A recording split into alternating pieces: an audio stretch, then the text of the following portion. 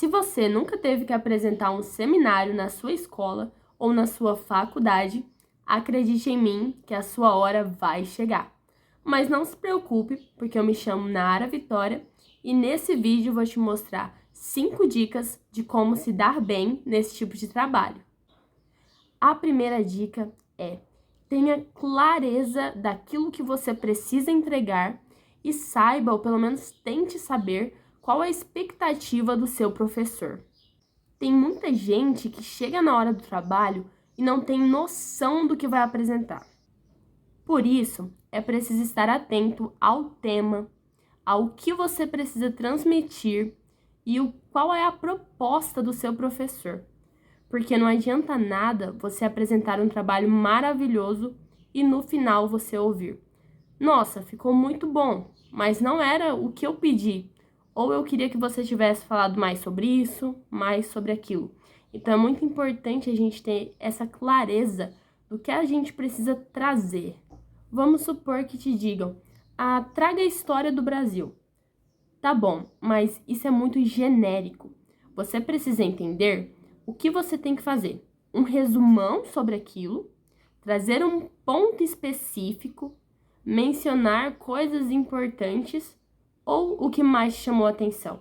Tente entender o que de fato você tem que entregar naquele trabalho.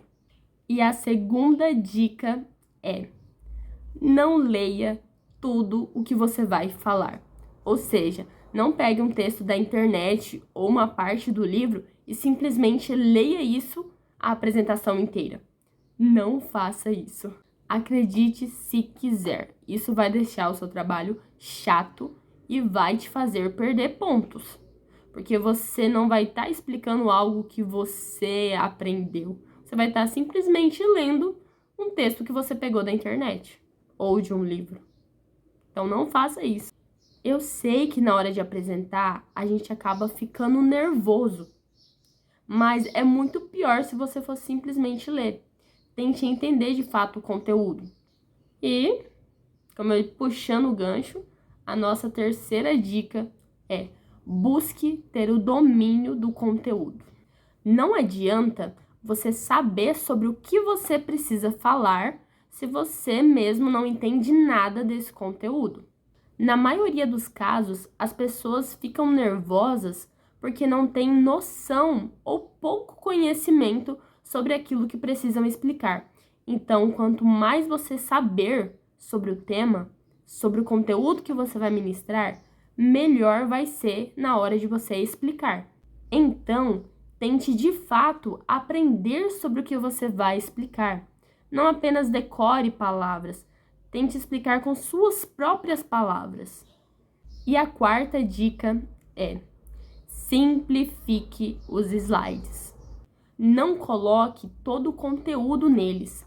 Adicione tópicos e que esses tópicos sejam como gatilhos para você se lembrar do conteúdo.